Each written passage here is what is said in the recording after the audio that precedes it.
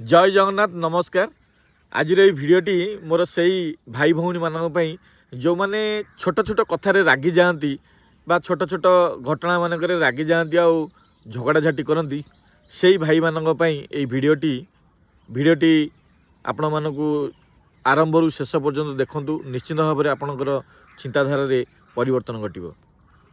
दिनकर घटना गोटे लोकटी प्रत्येक कथार छोट मोट कथार से रागी जाए गाँव लोक मान सहित झगड़ा झाटी करे किंतु तार कर्म सी थिला जड़े शिकारी से गोटे दिन जंगल को गला शिकार करने दिन मान शिकार अन्वेषण रहिला किंतु छोट मोट शिकार टी भी से करिपारला नहीं। शेष में हालिया हाई गोटे गछ मूल बसी पड़ा आउ बसवा समय ताकू निद आसी जाइछि आउ सेई निद आसीजा समय ऊपर डाल रे बसी गोटे काउटीए ता उपरे झाड़ा परिस्रा करदेला एवं उड़ीगला। जेतेबेले शिकारटी निद भांगिला गछ उपरकू अनैला तो देखिला कि से गछ उपरे गोटे कोइलीटीए बसीछि। से भाविला बोधे से कोइलीटी ता उपरे झाड़ा परिस्रा कर देइछि। सेतिपई से सांगे सांगे रागिगला एवं पाखरे थिबा धनु द्वारा ताकू शिकार कला।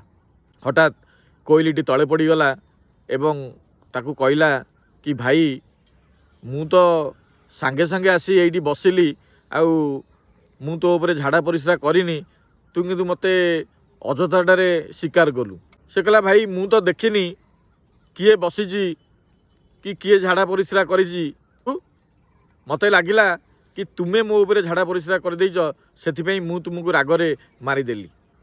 कोइलीटी स्मित हस हसिला एवं कहिला भाई रे मु आसिला पूर्वरु से जगारे काउटीए बसीतिला मु आसिली तो से उड़ी चलीगला मु भी जानिनी जे से तुम ऊपर झाड़ा परिस्रा करिछि बेली।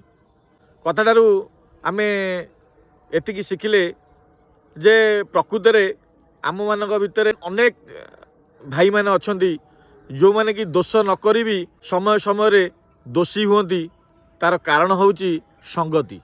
प्रकृत रे आमे आम जीवन रे देखिया कथा कि आमे प्रकृत रे को संगति रे आमे अच्छे। आमे जदि खराब संगति रे रहिबा ताहले निश्चित भाव में आमर एई कोइली परी दशा हब। किए ता बाटरे खराब काम करी पळेबो किंतु जेहेतु आमे सही काउ जोटी बसीला आमे सेठी बसीले से आमर दोष हम। से जेतेबेले बसवा स्थान देखुंत ना आग देखंतु से कौ टाइप रो लोक जदि काउ टाइप रो लोक होइदिबो ताले से जगार बसंतुनी आज्ञा नले कोइलीर अवस्था आपणकर भी हम। कथाटी जदि भल लगी निश्चित भाव में कमेंट करेंगे। रहिली जय जगन्नाथ।